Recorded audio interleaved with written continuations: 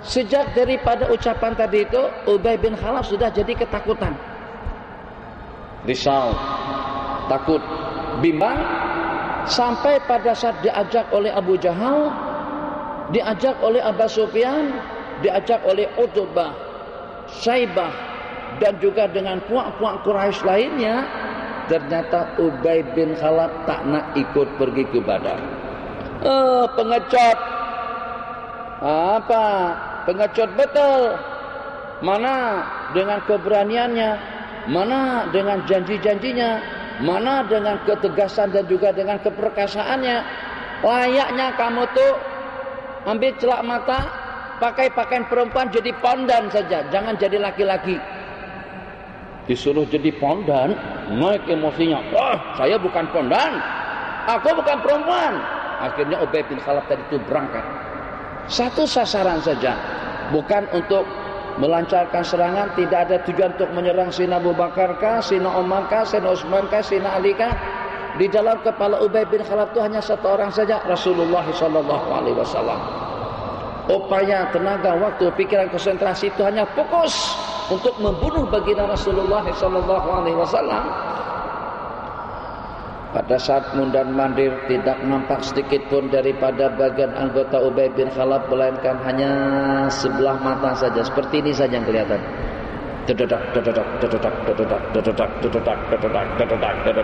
Semuanya besi, semuanya berantai, pedang, panah, tombak, senjata tajam yang seperti apapun tidak akan mampu untuk menyayat, untuk melukai dan mencederakan badan Ubay bin Khalaf. Sebab yang kelihatan itu hanya sebelah mata sahaja, yang semuanya tertutup daripada atas sampai ke kaki. Sasarannya siapa? Sayyidina Rasulullah SAW. Nabi kita pula, masyaallah tabarakallah. Ketika Ubay bin Khalaf tadi itu membelah barisan dengan pertahanan dan juga dengan senjata yang serba lengkap, sehingga berhasil untuk membelah pasukan daripada para sahabat, sehingga dengan pertahanan dan juga dengan para sahabat Nabi kita yang memberikan, yang melindungi dan yang memperisai, Rasulullah SAW dapat dikalahkan atau dapat dikesampingkan. Ternyata dengan Ubay bin Khalaf sudah hampir dekat dengan baginda Nabi, yang pada saat itu Nabi kita masih relek lagi. Nabi kita santai aja. Jadi teringat kita film-film cowboy itu dengan pendekar yang tiba-tiba masa pecah semuanya. Pendekar peluru tak banyak mana, satu saja. Tapi kalau pada waktu membidik, pecah, kena semua.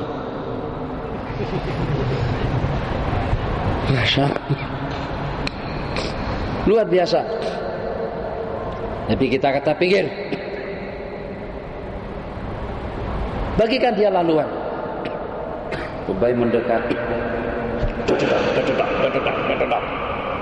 Semakin dekat, semakin dekat, semakin dekat.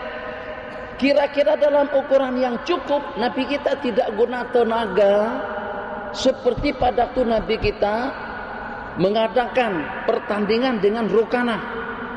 Yang pada waktu itu Nabi kita berdoa, Rukanah, awak minta dengan Latan dan Uzza, panggil Tuhan-Tuhanmu untuk mengalahkan aku. Aku juga akan berdoa memohon kepada Allah agar Allah menangkan aku dan berjaya untuk mengalahkan anda. Nabi kita tidak ada berdoa macam itu. Nabi kita bagi laluan, biarkan saja dia datang. Kira-kira dalam jarak ukuran yang sudah memadai, Nabi kita ambil panah atau tombak salah seorang daripada sahabat, terus Nabi kita lemparkan,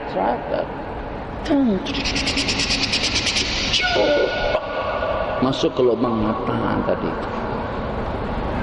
Itu pun tidak sampai menembus, hanya tersentuh sikit saja.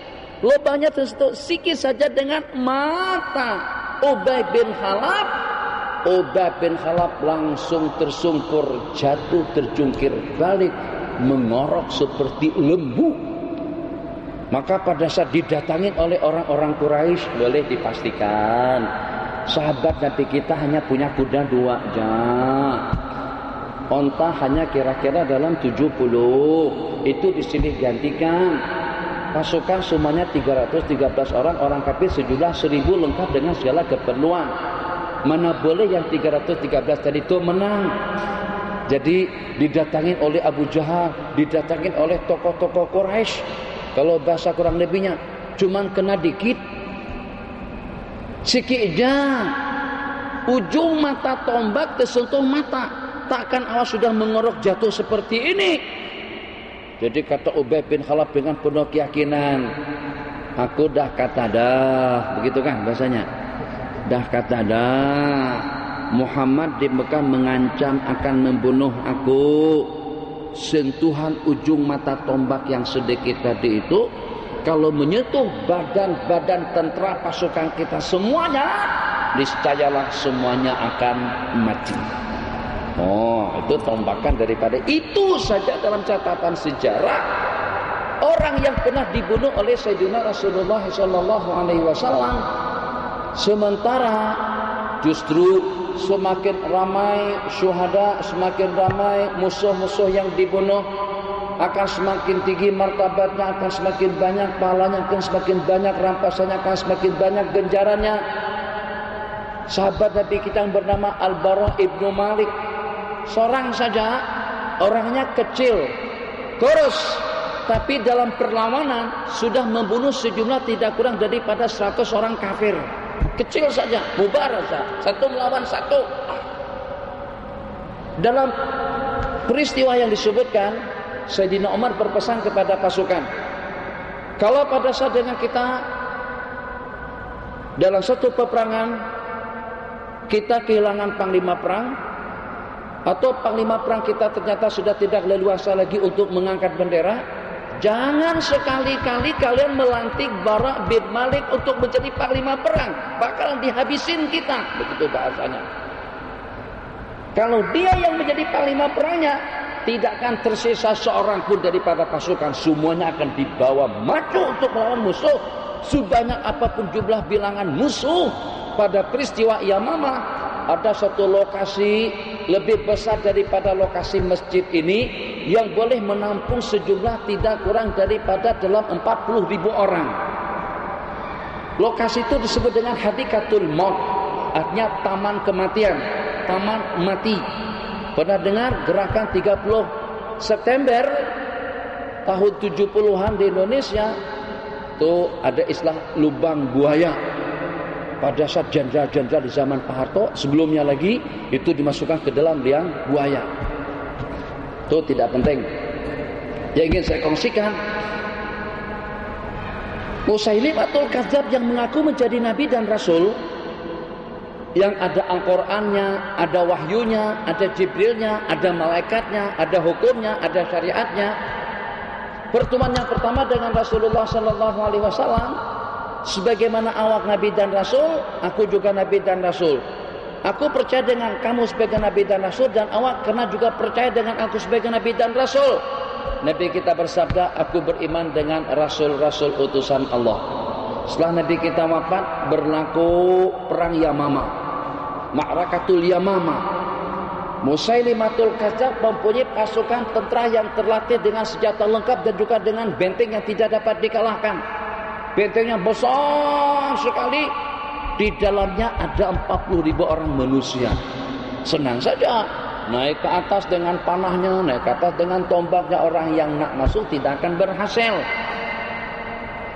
Jadi sudah berhari-hari, sudah hampir berminggu-minggu, tetap juga pertempuran dan peperangan tidak menunjukkan bila akan berakhir dan kepada pasukan yang mana yang akan mendapatkan kemenangan.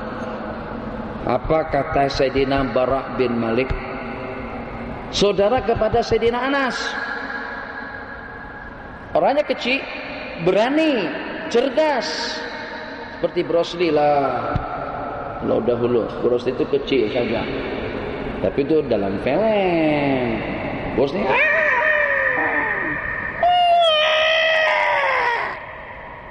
Pernah nonton kan? Mana lah, dulu lah, masya Allah tabarakallah. Musuhnya yang besar, yang kecil, 2, 3, 4, 5, berapapun, sampai sobek-sobek tubuhnya. Jadi kalau pada waktu awal masih pakai baju lagi, udah terakhir sekali lepaskan baju, tinggal badan yang berjelumuran dengan darah, luka di sini, parah di sini. Alhasil pada saat dia mencabar naik daripada tangga kepada tangga, ada lagi tantangannya, naik sampai berjumpa dengan yang paling di atas sekali. Besar orangnya, gagah perkasa. Itu pun juga dikalahkan. Tapi itu dalam film. Diatur harus kalah macam itu. Kalau menang tak jadi Bruce Lee, tak jadi film, tidak ada penonton dan juga tidak ada penggemar. Coba pikir, Rambo sendirian. Tak akan orang tak boleh tembak daripada belakang. Hancur sampai pasukan Vietnam habis. Memang ada pahlawan-pahlawan Amerika seperti itu, tapi tidak seperti yang digambarkan dalam film Rambo. Sampai semuanya hancur, menang terus. Kalau ada Rambo mesti menang. Saya lupa namanya, ada Stallone, selipar apalah, nggak tahu namanya. Itu dikatakan binatang film yang paling mahal di dunia. Binatang film yang paling terkaya di dunia, statistik pada beberapa puluh tahun yang lalu, itu adalah Amitabh Bachchan. Itu anggota parlemen, dia anggota parlemen. Dia wakil rakyat dan yang terkaya dunia. Kalau yang tadi itu pemain Rambo dan Cobra ada satu yang Cobra yang badan ada busi, ada apa di dalamnya. Badan Cobra. Tak payah pikir. Itu misal saja. Badan yang kecil tadi itu meminta, kalau begini caranya kita akan kehabisan pasukan, kita akan kehabisan tentara untuk memerangi pasukan Musailimatul Kadzdzab yang mengaku menjadi Nabi dan Rasul. Kawan-kawan, ya Barak, tolong ambil satu buah perisai. Tahu perisai? Yang di sebelah kiri itu. Kalau ada demonstrasi, kalau ada rusuhan dengan FRU yang itu namanya perisai. Kawan-kawan, iya. Letakkan aku atas perisai. Perisai itu diletakkan di ujung mata tombak dalam 10 belasan tombak. Lemparkan aku ke dalam benteng itu. Di dalam itu ada 40.000, yang masuk ini seorang saja. Ini tidak boleh dibuat-buat.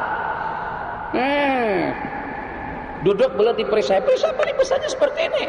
Orangnya kecil aja. Duduk, diletakkan atas ujung tombak. 1, 2, 3, 4, 5, 6, 7. Atau 1, 2, 3.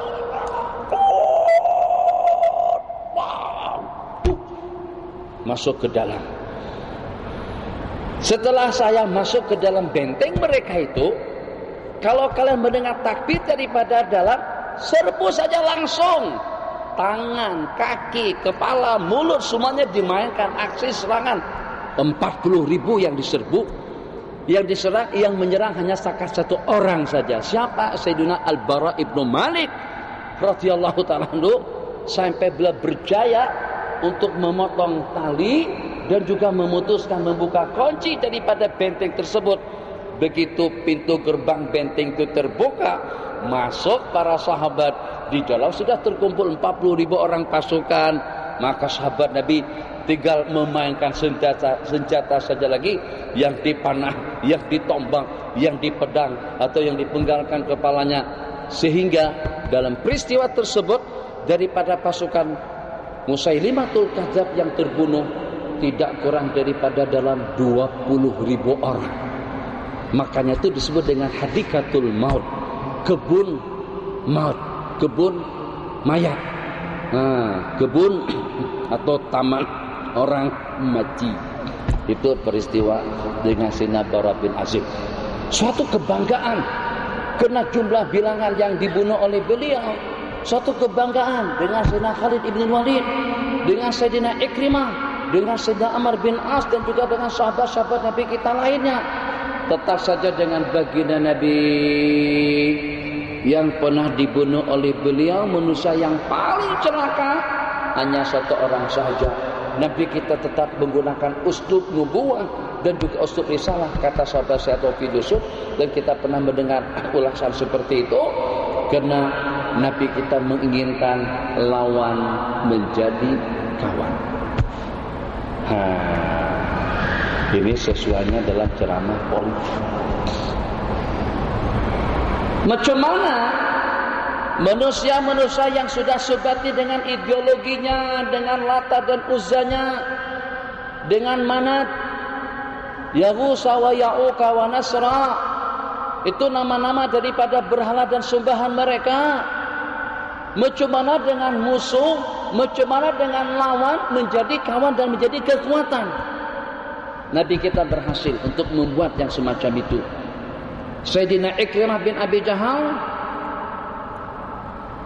di antara daripada orang kafir yang Nabi kita halalkan darahnya dalam kondisi dalam keadaan seperti apapun karena sikap keterlaluannya pada peristiwa Badar, mencerca, mencaci, menganiaya, membunuh, menyiksa, menindas kaum muslimin. Nabi kita halalkan darah Ikrimah. Tapi Masya Allah Tabarakallah, pada peristiwa tahun ke-8 pada masa penaklukan kota Makkah, Ummu Hakim istri beliau datang dan mengucapkan 2 kalimat syahadat dengan Hind binti Utbah. Setelah keduanya masuk Islam, Ummu Hakim meminta agar dengan baginda Nabi mengamankan Ikrimah. Setelah macam-macam perbuatan, perilaku, sikap jelek, buruk, rasa samsing, nakal yang dilakukan oleh Sayyidina Ikrimah sebelum masuk Islam, Nabi kita katakan dia aman. Yang pada saat itu Sayyidina Ikrimah sudah melarikan diri sampai ke Yaman, jauh. Saudi, Madinah, Mekah dengan Yaman perjalanan tidak kurang daripada dalam 3 jam pesawat. Lebih jauh daripada sini ke Indonesia. Maka dengan Ummu Hakim berangkat dengan hamba sahyanya dadak ingin menyampaikan pemaafan daripada baginda Nabi sallallahu alaihi wasallam. Di tengah jalan dirayu dan dipujuk oleh direba beliau. Susah-susah, ini panas nih, sejuk, senang, wah asik, hujan-hujan semacamnya asik. Jadi kata Ummu Hakim, oke bang, bagi saya waktu. Abang jangan keburu-buru. Mana boleh saya layan abang dalam keadaan macam ni. Mana boleh kita di tengah jalan. Nantilah setelah kita sampai ke kota, kita sewa hotel bintang 5. Baru kita buat project di situ. Tengah jalan ni tak nikmat, kurang selesa, kurang nyaman. Maka hamba saya tadi itu pun terbujuk dengan ragaan yang semacam itu. Setelah sampai ke kota, Ummu Hakim laporkan kepada masyarakat tempatan yang singgah hamba saya tentu mereka ikat dan juga mereka kurung. Perjalanan diteruskan sampai ke Yaman. Setelah berjumpa dengan Ikrimah, bang, abang kembali ke Mekah, kembali kepada insan yang paling pemurah, yang paling rahmah, yang paling pengasih, yang paling penyayang, yang paling bijak, yang paling adil. Saya datang daripada manusia yang tidak ada tandingannya. Memang benaran beliau telah Nabi dan Rasul, tapi Muhammad sudah mengancam akan membunuhku. Aku sudah mendapatkan watikah pengamanan daripada Muhammad, daripada Rasulullah sallallahu alaihi wasallam, yang pada akhirnya bujukan daripada sang istri sehingga lembut hati suami untuk kembali. Pada masa perjalanan Sayyidina Ikrimah sebelum masuk Islam, ya lama tak berjumpa istri, takkan seperti kita berjumpa pohon kelapa. Jumpa istri, berbulan-bulan tak berjumpa istri. Seksi, mempesona, menawan, puasa dah berbulan-bulan, dapat rezeki. Maka Ikrimah mengajak Ummu Hakim untuk bersama. Ditolak mentah-mentah sama Ummu Hakim, awak kafir, aku Islam. Jadi terpikir di kepala Sayyidina Ikrimah, agama yang seperti ini sampai pasangan 2 laki istri mampu untuk melawan naluri seksnya. Pada dia juga nak, bukan nak saja, nak kan sungguh. Tapi ternyata Ummu Hakim tak layan, yang walaupun melawan nafsu dan keinginan. Ini agama yang perlu diperhitungkan, atau agama yang perlu dipikirkan. Pendek kata, setelah sampai ke tempat penangkapan hamba saya tadi itu, Sayyidina Ikrimah tapi pikir panjang, beliau panggalkan lehernya. Hamba saya punya tapi khianat. Penggalkan lehernya mati. Terus Masya Allah, Nabi kita begitu sampai, begitu Sayyidina Ikrimah sampai ke Masjid Nabawi, ke Masjidil Haram, yang pada satu Nabi kita sudah beritakan sekejap lagi, sebentar lagi. Tak ada SMS masuk, tak ada Facebook, tak ada email, yang tak email pun juga tak ada. Nabi kita cerita ada, sekejap lagi Ikrimah akan datang beriman dan percaya kepada Allah dan Rasulnya. Setelah sampai, Nabi kita berdiri, Masya Allah seronoknya, gembiranya. Kepada siapa? Kepada putra Abu Jahal. Kepada orang yang pernah menyiksa, menindas, sadis, menganiaya, menyakiti dan membunuh. Itu makna wa ma arsalnaka ila rahmatan lil alamin. Macam mana hati kita tidak tergugah dan tidak terharu kalau pada saat nanti kita mengajak kita untuk melaksanakan kebaikan dan juga dengan amalan sunnah. Rahmat hati baginda Nabi sampai ke tahap itu. Nabi kita berdiri dengan ceria, dengan senang hati menerima kedatangan Ikrimah.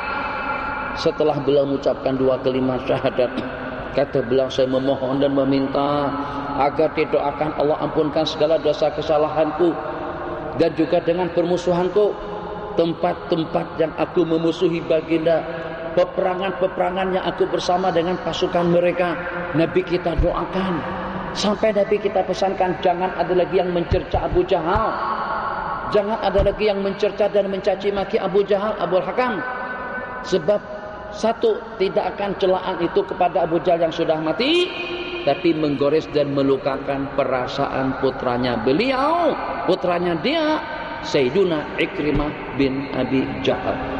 Sayyidina Ikrimah pun berjanji di hadapan baginda Nabi, tiap majlis, tiap tempat, tiap pengorbanan, tiap pasukan, tiap peperangan yang aku bersama kumpulan kufur, aku akan menebusnya bersama kumpulan Islam sampai ke penghujung hayat beliau.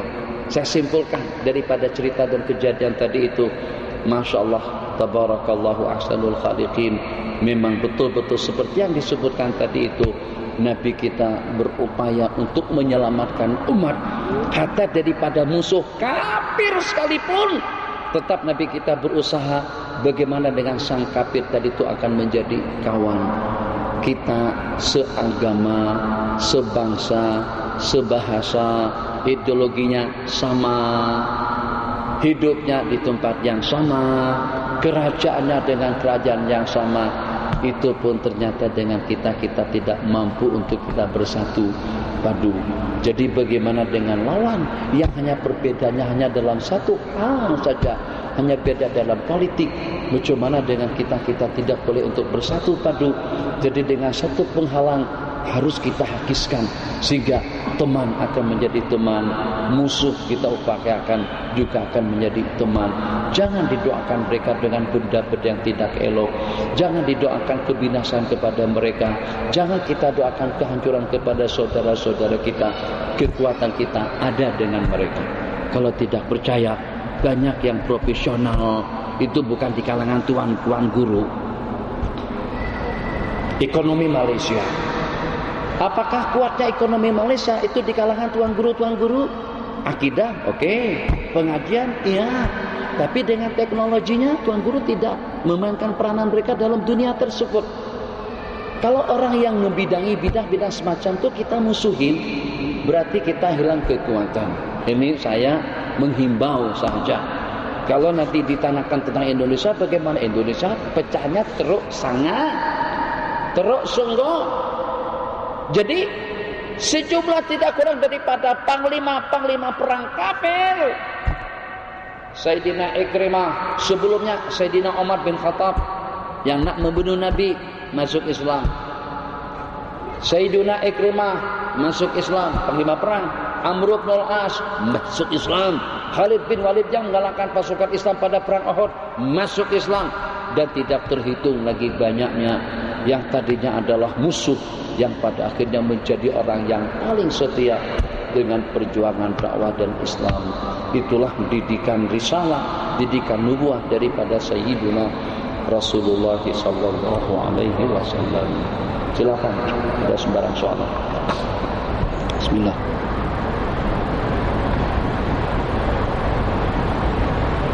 Allah. Salam wabarakatuh.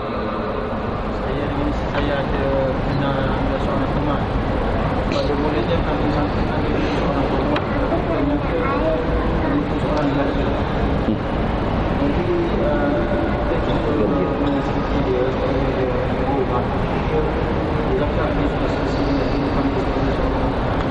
Dia pun buat pasal. Jadi sangat penting saya beritahu kepada orang yang tidak mengenal dia. Jadi berjumpa dengan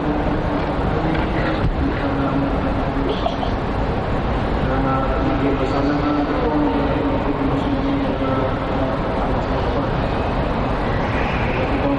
jadi yang walaupun bertanya dekat dengan saya, tapi suaranya ujung situ, mic yang membuang keluar bunyinya. Laki-laki jadi perempuan, perempuan laki jadi laki-laki. Jangan pakai mic. Laki-laki berubah jadi perempuan. Kita cuba nasihat dia supaya kembali kepada laki-laki. Tak nak juga lenguh jadi laki-laki, kena masjid hari Jumaat, saban Jumaat. Janggut lagi. Kepada orang yang tidak tahu kita seorang lelaki, dengan tunjang untuk mengelakkan berlakunya persetubuhan ke Islam. Apakah kita punya kewajiban untuk memperingatkan kepada kaum muslimat bahwa yang kelihatan tak ada janggut, tak ada kumis itu, tanda misalnya itu laki-laki, bukan perempuan. Saya cerita, sekejap saja cerita, tak lama. Dalam satu cerita, ada dengan seorang perempuan, anak daripada sahabat Nabi, orangnya dikenal baik, mulia, tidak ada tandingannya. Tapi pada saat melihat salah seorang bayi tadi itu dia angkat, dia cium, dia peluk, masya Allah, tabarakallah, luar biasa. Jadi kata Sayyidina Umar, kalau macam itu keadaannya, mesti terdapat rahasia di balik daripada kejadian tersebut. Coba diselidiki. Pada saat Sayyidina Umar datang menemui perempuan tadi itu, maka beliau minta izin kepada orang tuanya, Haji, saya nak simbang antara 4 mata tapi di ruang yang terbuka dengan anak tuan Haji. Silakan. Khalifah yang minta. Sayyidina Umar tak fikir panjang. Masuk jumpa perempuan langsung. Cakap yang sebenarnya. Apa cerita kamu dengan bayi yang kau peluk-peluk dan yang kau cium dengan penuh rasa kasih sayang? Maafkan ya hadirin ini. Masukkan pedang itu ke dalam sambungnya terlebih dahulu. Dulu saya pernah kenal dengan seorang makcik. Makcik itu baik, menyantuni saya, memelihara aku, belaku. Pada satu ketika dia nak pergi musafir, nak pergi Bogor, ternyata dia mengamanahkan seorang anak darahnya kepadaku. Kata dia, saya nak pergi, tapi yang jadi pikiranku anak darahku. Tak ada yang menemaninya di rumah. Berkenankah Anda untuk menemaninya? Yang dengan anak darah tadi itu tidak lebih daripada seorang laki-laki, berperawakan seperti perempuan, muka seperti perempuan, kulit seperti perempuan, tapi dia laki-laki. 100 karat, 24 karat, 200% laki-laki benaran, bukan perempuan. Tapi dia bersolek, berpakaian seperti perempuan, dengan dandanannya, dengan ginjunya. Ya itu tambahanlah daripada tidak cerita. Tak adalah riwayat dandanan, perhiasan, soleka, makeup, epon atas segala macam itu tak ada. Sampai dengan perempuan tadi itu tidak ada rasa ragu sedikit pun. Kan ada kesamaan cerita nih, ujungnya nih, bahwasanya yang menemani tidur di rumah itu adalah perempuan. Laki-laki berpakaian perempuan, sesama perempuan dalam bilik. Perempuan ganti baju, tengok, terbelalak mata melihat. Sebab ni bukan perempuan, ni laki-laki. Perempuan sudah baju, ganti pihak, apa dia sebut colik, terbelalak matanya melihat. Pada masa tidur kaki tersingkap, peti bersih, molos, masya Allah, tabarakallah, matanya melihat. Sehingga tanpa aku sadari, ternyata dengan laki-laki tadi itu sudah menendeh aku dan kemaluannya ada di sana. Nah, daripada kejadian